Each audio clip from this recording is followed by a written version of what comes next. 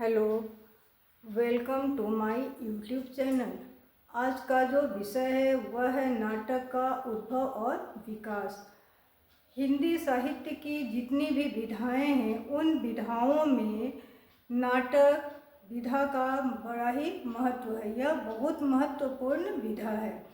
नाटक में प्रारंभ में मनुष्य के जीवन के जो संघर्ष होते थे, उनकी जो संवाद होते थे या उनके जीवन की जो घटनाएं होती थी, उन सभी को मंच पर अभिनय के रूप में दिखाया जाता था।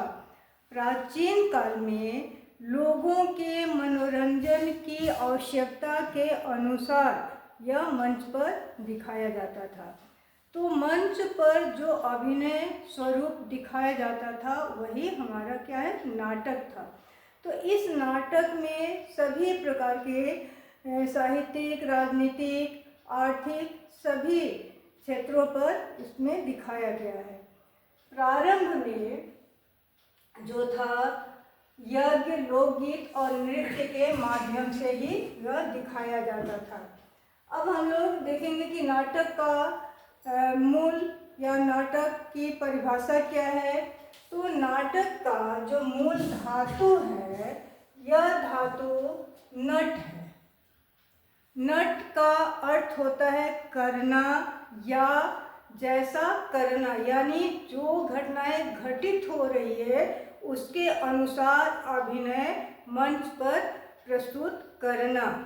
क्लियर? ये हमारा नट का अर्थ है।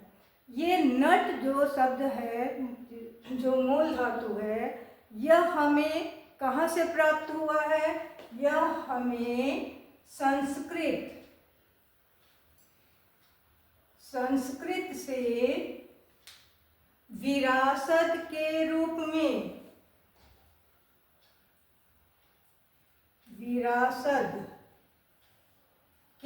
में हमें प्राप्त हुआ है।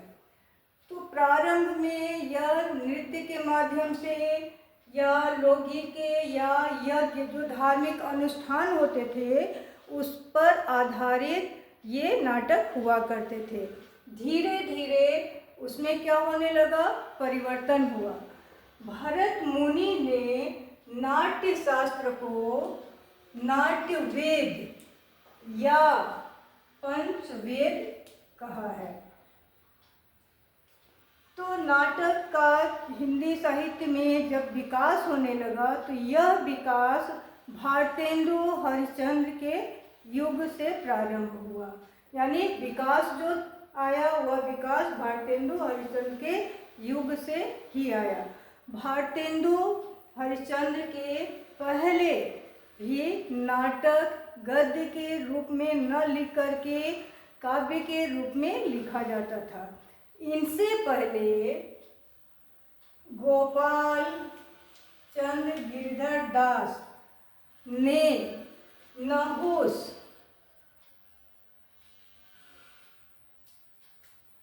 नाटक की रचना किया था। तो ये गोपाल चंद्र गिरधर दास कौन थे? ये भारतेंदु हरिश्चंद्र के पिता थे।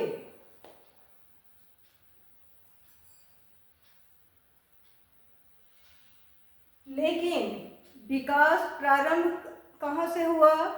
भारतेंदु हरिश्चंद्र के समय से।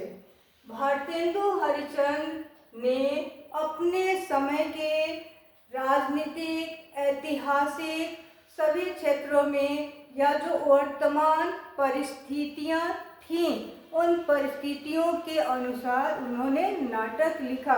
उनके द्वारा लिखा गया जो नाटक है उसमें नील देवी, अंधेर नगरी, भारत जननी, भारत दुर्दशा, ये उनके द्वारा लिखा गया क्या था, नाटक था।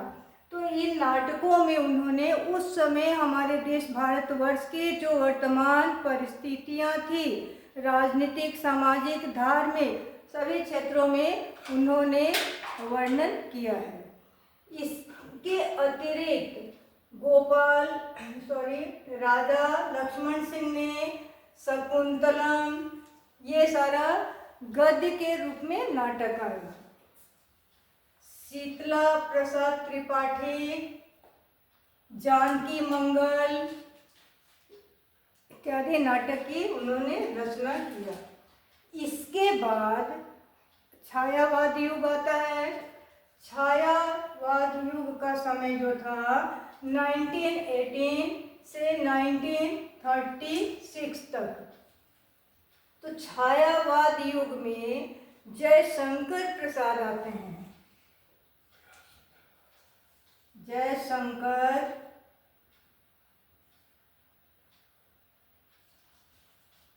प्रसाद ये क्या थे? नाटककार थे।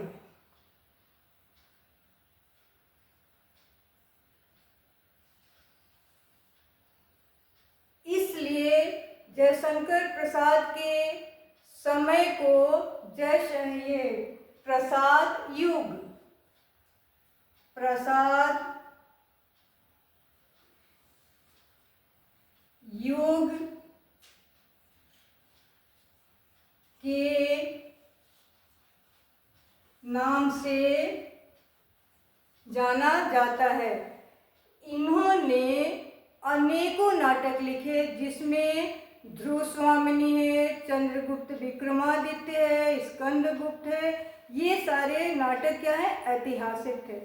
उस समय इन ऐतिहासिक नाटकों में राजनीतिक परिस्थितियों का भी उन्होंने जिक्र किया है।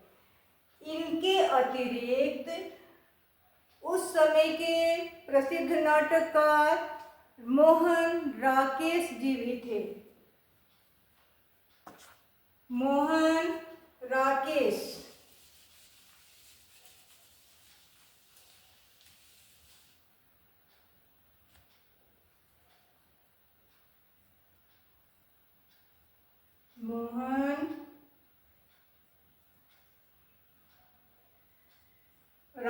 जी भी थे। इनके द्वारा लिखी गई जो नाटक है वह आषाढ़ का एक दिन है, जो आज भी 11-12 में वो सिलेबस में है, बच्चों को पढ़ाया जा रहा है।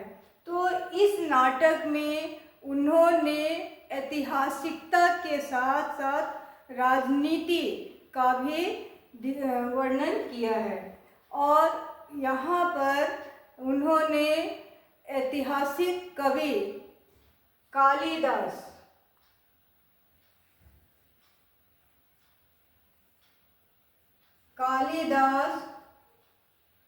को अपने नाटक का मुख्य पात्र बनाया है। और ऐतिहासिकता होते हुए, यानी पहले क्या था?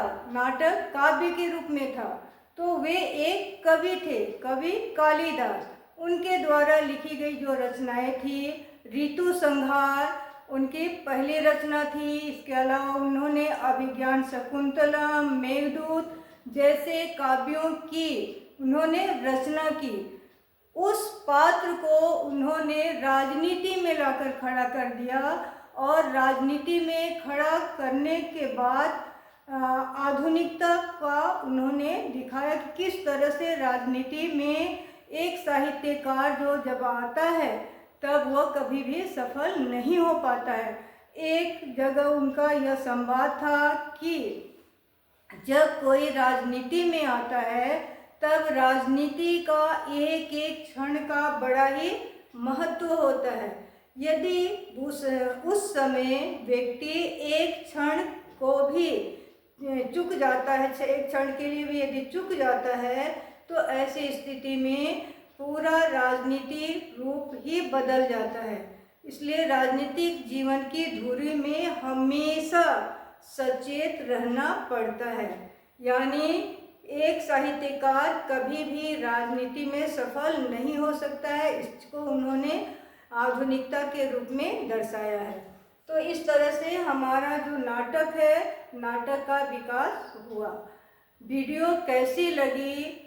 वीडियो में आप लोगों को और किसी भी प्रकार की यदि जानकारी हासिल करनी है तो आप लोग आप लोग कमेंट बॉक्स में कमेंट करेंगे।